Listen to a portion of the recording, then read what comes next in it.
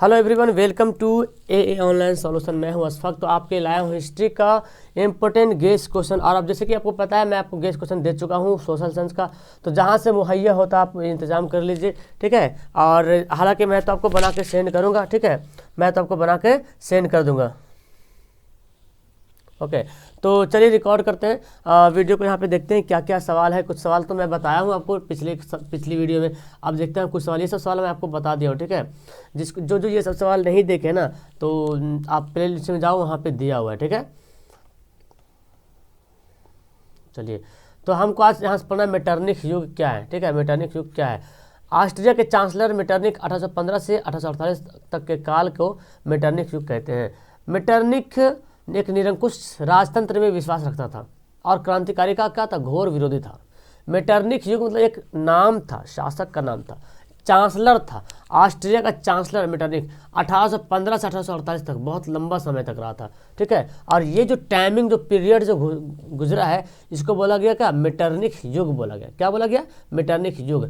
तो मेटरनिख निरंकुश और राजतंत्र में विश्वास रखता था, मतलब निरंकुश बादशाह था, राजतंत्र में विश्वास रखता था, निरंकुश राजतंत्र में।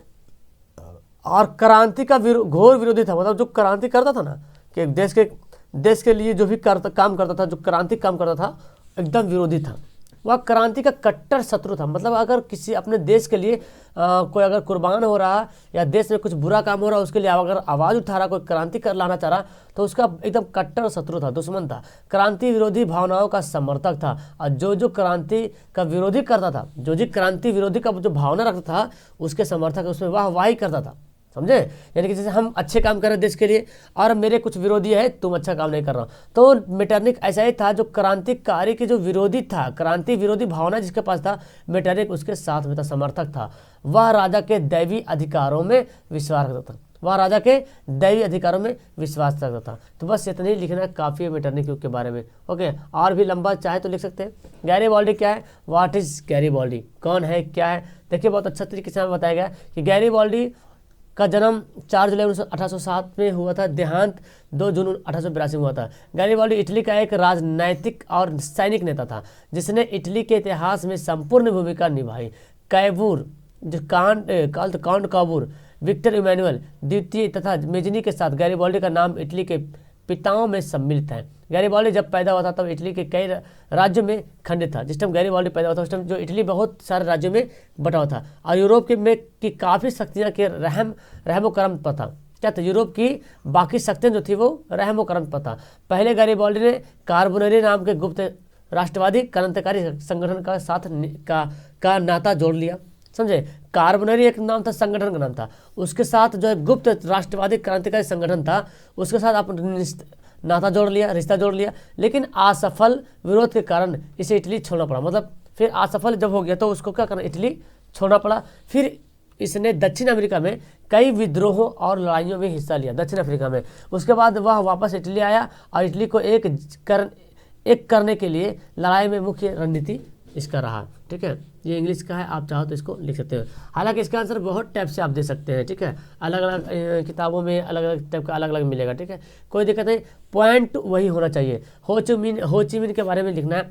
तो 1917 में होचिमिन वियतनामी छात्र ने पेरिस में होचिमिन वियतनामी छात्र ने पेरिस में साम्यवादियों का एक गुट बनाया। कौन? होचिमिन एक वियतनामी छात्र था। बाद में होचिमिन शिक्षा प्राप्त करने के लिए कहाँ गया? मास्को गया, रूस की राजधानी मास्को। साम्यवाद से पेरिस होकर, है ना, साम्यवाद से प्रेरित होकर 1925 में वियतनामी क्रांति दल का गठन कर दिया। किससे? साम्यवाद से प्रेरित होकर। 1930 में वियतनाम के बिखरे राष्ट्रवादी गुटों को एकजुट कर वियतनाम कांग सान देंग, मतलब वियतनाम कम्युनिस्ट पार्टी की स्थापना किया। ये नाम है, ठीक है, कांग सान देंग, मतलब वियतनाम कम्युनिस्ट पार्टी। देखिए, कुछ सीख रहे हैं आप सीख रहे हैं इसका लैंग्वेज। क्या स्थापना, ठीक है, क्या स्थापना की? जो पूर्णतः उग्र विचारों पर चलने वाली पार्टी थी।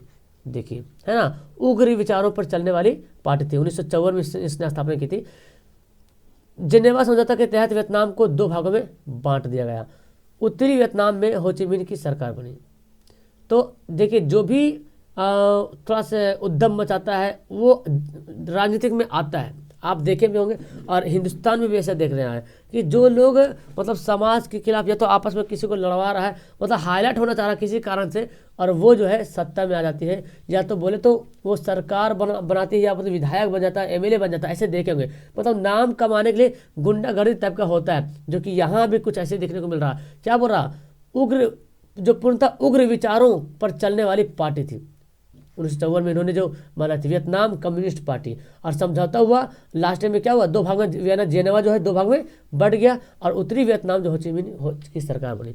तो एक छात्र से शुरू करते करते 1954 में इन्होंने सरकार बना ली। तो ये है इसका हो ची मिन्ह के बारे में लिखना है, आप यहाँ पे लिख सकते हो। नेक्स्ट सवाल देखो यहाँ पे क्या है, राष्ट्रपति निक्सन के हिंद चीन के संबंध में 5 सूत्री योजना, 5 सूत्री योजना, सूत्री 5 सूत्री योजना, ठीक है, 5 सूत्री योजना क्या है, चलिए। राष्ट्रपति निक्सन के हिंद चीन के संबंध में 5 सूत्री योजना निम्नलिखित है। हिंद चीन की सभी योजनाएं युद्ध बंद कर यथास्थान पर रहेंगे, है ना। युद्ध विराम की देखरेख अंतर्राष्ट्रीय पर्यवेक्षक करेंगे। उस दौरान कोई देश अपनी शक्ति बढ़ाने का प्रयत्न नहीं करेंगे या प्रयास नहीं करेंगे। युद्ध विराम के दौरान सभी तरह की लड़ाइयाँ बंद रहेगी। युद्ध विराम का अंतिम लक्ष्य समूचे हिंद चीन में संघर्ष का अंत होना चाहिए। राष्ट्रपति निक्सन के हिंद चीन के संबंध में, ये निक्सन था वहाँ के राष्ट्रपति था, उसके संबंध में 5 सूत्री योजना जो उन्होंने बनाया था कि अगर हिंद चीन के सभी सेनाएं युद्ध बंद कर यथास्थान पर रहेंगे, है ना, मतलब युद्ध को समाप्त कर देंगे, अपने अपने जगह पे चले जाएंगे। युद्ध विराम की देखरेख अंतर्राष्ट्रीय पर्यवेक्षक करेंगे, मतलब युद्ध विराम का देखरेख जो भी करेगा इंटरनेशनल जो होगा पर्यवेक्षक होगा वो करेगा, ठीक है। उस दौरान कोई देश अपनी शक्ति का पर्यटन भी नहीं करेगा। युद्ध विराम के दौरान सभी तरह की लड़ाइयाँ जो होगी वो क्या होगी, बंद होगी। युद्ध विराम के अंतिम लक्ष्य समूचे हिंद चीन में संघर्ष का अंत होना, मतलब हिंद चीन में जो संघर्ष हो रहा था उसका अंत होना था, इसका मेन मकसद था। इसका इंग्लिश वाले ले लो, इसको फास्ट में ले लो, फिर बोलना मत कि सर छूट गया, ले नहीं रहे। चलिए अगला, भारतीय राष्ट्रीय कांग्रेस, भारतीय राष्ट्रीय आंदोलन में गांधी जी का योगदान बताना है। देखिए भारतीय राष्ट्रीय आंदोलन में महात्मा गांधी जी का महत्वपूर्ण योगदान रहा। 1915 जनवरी में देखो उल्टा पुल्टा कुछ हो गया जी। दक्षिण अफ्रीका से लौटने के बाद गांधी जी ने रचनात्मक कार्यों के लिए अहमदाबाद में साबरमती आश्रम की स्थापना 1915, ठीक है, 1915 में की। 1947 तक राष्ट्रीय आंदोलन में गांधी जी की अग्रणी भूमिका रही। गांधी जी के द्वारा चंपारण सत्याग्रह का प्रथम प्रयोग किया गया, अंततः सफल खेड़ा में कृषक आंदोलन और अहमदाबाद चंपारण और क्या है, हाँ, अहमदाबाद में श्रमिक आंदोलन का नेतृत्व प्रदान कर गांधी जी ने प्रभावशाली राजनेता के रूप में अपने राष्ट्रीय पहचान बनाई। प्रथम युद्ध के अंतिम दौर में उन्होंने कांग्रेस, होम रूल और मुस्लिम लीग के नेताओं के साथ घनिष्ठ संबंध स्थापित किए। तो यहाँ पे बीच में थोड़ा सा आगे पे सेंटेंस हो गया, पता नहीं सिस्टम में कुछ गड़बड़ हो रहा, लिखते हैं कुछ तो लिखा जाता कुछ, मतलब उल्टा पुल्टा, ये वाला पॉइंट इधर उठ कर चला था। तो आप समझ रहे बात में क्या बताना चाह रही, सवाल का आंसर क्या बोल रहा। सरकार की उत्पीड़नकारी नीतियां एवं रॉलेट एक्ट के विरोध में इन्होंने सत्याग्रह की शुरुआत कर दी। महात्मा गांधी ने असहयोग आंदोलन 1920-22 से 1930 में सविनय, देखिए इसका डेट यहाँ पे आ गया, डेट यहाँ पे होना चाहिए था, ठीक है, नोट कर लीजिएगा। सविनय अवज्ञा आंदोलन 1930 ईस्वी में, भारत छोड़ो आंदोलन 1942 में, और 42 ईस्वी और गांधी जी के द्वारा राष्ट्रीय आंदोलन को कई दिशा मिली। किसके द्वारा, भारत छोड़ो आंदोलन, ये सब जो आंदोलन हुआ ना, इसके द्वारा जो है राष्ट्रीय आंदोलन को एक नई दिशा मिली। और इसके द्वारा लिखेंगे, ठीक है, इसके द्वारा देखिए, इसके द्वारा राष्ट्रीय आंदोलन को एक नई दिशा मिली। और अंततः क्या हुआ कि देश 15 अगस्त 1947 को आज़ाद हो गया। मतलब सिंपल से बताने गांधी जी के राष्ट्रीय कांग्रेस में, भारतीय राष्ट्रीय आंदोलन में क्या है। तो सबसे पहले गांधी जी 1915 जब अफ्रीका से लौटे थे तो सबसे पहले उन्होंने चंपारण सत्याग्रह किया, ठीक है। यहाँ पे देखो साबरमती आश्रम को 1915 होगा, 16 नहीं करेंगे, ठीक है, एनसीईआरटी में तो 15 ही दिया हुआ है। 1947 ईस्वी तक आंदोलन में गांधी जी का अग्रणी भूमिका रही। गांधी जी मतलब चंपारण सत्याग्रह सबसे पहले शुरू किया। अहमदाबाद में खेड़ा आंदोलन, अहमदाबाद में किसान आंदोलन, खेड़ा आंदोलन जो है वहाँ किया। और प्रथम विश्व युद्ध में क्या बोला, पहले अपने राष्ट्रीय पहचान बनाई। प्रथम विश्व युद्ध के अंतिम दौर में इन्होंने कांग्रेस, होम रूल, मुस्लिम लीग के नेताओं के साथ घनिष्ठ संबंध स्थापित किए। सरकार की उत्पीड़नकारी जो नीतियाँ जो थी और रॉलेट एक्ट जैसे मतलब कूर नीतियाँ थी उनको दमन किया, है ना, खत्म किया। महात्मा गांधी असहयोग आंदोलन 1920 से 22, सविनय अवज्ञा आंदोलन 1930 कर लेना, भारत छोड़ो आंदोलन 1942, इसके द्वारा क्या हुआ ना कि राष्ट्रीय आंदोलन की एक नई दिशा मिल गई। और जब नई दिशा मिली तो लास्ट में देश भी हमारा आज़ाद हो गया। अगला है भूमंडलीकरण किसे कहते हैं, व्हाट इज ग्लोबलाइजेशन। भूमंडलीकरण वह प्रक्रिया है जिसके माध्यम से संपूर्ण विश्व की अर्थव्यवस्था को संसार की अर्थव्यवस्थाओं के साथ एकीकृत करना। मतलब कि एक भूमंडलीकरण एक ऐसी प्रक्रिया है जिसके माध्यम से संपूर्ण विश्व, पूरे विश्व की, पूरे दुनिया की जो इकोनॉमिक्स है ना, उसको एक जगह जाके जमा कर देना है। उसको बोलते हैं ग्लोबलाइजेशन। वस्तुओं या सेवाओं या व्यक्तियों और सूचनाओं का राष्ट्रीय सीमाओं के आर पार स्वतंत्र रूप से संचरण ही वैश्वीकरण करता है। मतलब व्यक्ति हो या वस्तु हो रहा, जो मतलब कुछ कोई भी वस्तु है, अब उसको सेलिंग कर रहे हैं, एक देश से दूसरे देश में जा रहा, सेवा जो दे रहे हैं, ठीक है, उस सेवा हर देश में चल रहा, मतलब आपस में पूरा दुनिया जो एक साथ जो है ग्लोबलाइजेशन हो हुआ, भूमंडलीकरण जुड़ा हुआ है हर काम में, चाहे सेवा हो, चाहे वस्तु हो, व्यक्ति हो या सूचना हो, तो उसको क्या बोलेंगे? वैश्वीकरण बोलेंगे या भूमंडलीकरण भी उसको बोलते हैं। देखिए भूमंडलीकरण, उसी को बोलते हैं वैश्वीकरण या भूमंडलीकरण। इंग्लिश में नोट कर लो। अगला आपका है आर्थिक संकट से आपका समझते हैं अर्थतंत्र में आने वाली वैसी स्थिति, है ना, अर्थतंत्र में आने वाली वैसी स्थिति जिन उसके 3 आधार की कृषि, उद्योग, व्यापार का विकास अवरुद्ध होता है। अगर संकट आता है, आर्थिक संकट बोले तो इकोनॉमिक में जो क्राइसिस आता है ना, इकोनॉमिक जो है क्राइसिस आता है, तो जब क्राइसिस आता है तो कृषि भी चौपट हो जाता है, उद्योग भी चौपट और व्यापार भी चौपट। ये तीनों मूल इसका है कि आर्थिक का। लाखों लोग बेरोजगार भी होते हैं, है ना, मरते भी कई लोग भूख प्यासे मर जाते हैं। बैंक, कंपनियां जो सबका दिवाला निकल जाता है। वस्तु और मुद्राएं दोनों की बाजार में कोई कीमत नहीं रहती। आर्थिक संकट ये होता है। तो आप भी यहाँ पे जुमला बढ़ा सकते हैं कि कई गरीब लोग की मौत हो जाती है, कई लोग मर जाते हैं भूखे प्यासे, है ना। तो यहाँ पे मेन मुद्दा तो हमारा दिख रहा है कि लाखों रोज बेरोजगार हो गए। जब बेरोजगार होगा तो फिर कहाँ जाएगा? जाहिर बात है बड़े बड़े कंपनियाँ जो होती है, जो बैंक होते हैं, दिवालिया, उनको दिवाला निकल जाता है, मतलब समझ रहे हैं, दिवाला निकल जाता है। वस्तु जो मुद्रा है, जो वस्तु है, उसकी कीमत क्या हो जाएगी? घट जाएगी। जब खरीदने वाला कोई रहेगा नहीं, बेरोजगार हो जाएगा तो कीमत घट जाएगी ना।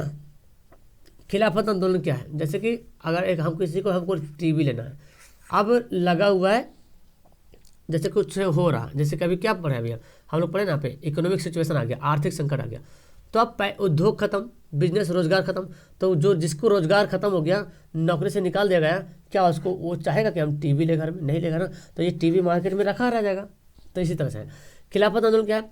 प्रथम विश्व युद्ध में ब्रिटेन के खिलाफ तुर्की की पराजय के फलस्वरूप ओटोमान साम्राज्य का विघटन कर दिया गया। तुर्की के सुल्तान को अपने देश प्रदेशों में भी अपनी राजसत्ता के प्रयोग से वंचित कर दिया गया। तुर्की का सुल्तान इस्लामिक संस्कार का ओटोमन साम्राज्य था, खलीफा हुआ करता था, तुर्की का वहाँ का जो था साम्राज्य होता था।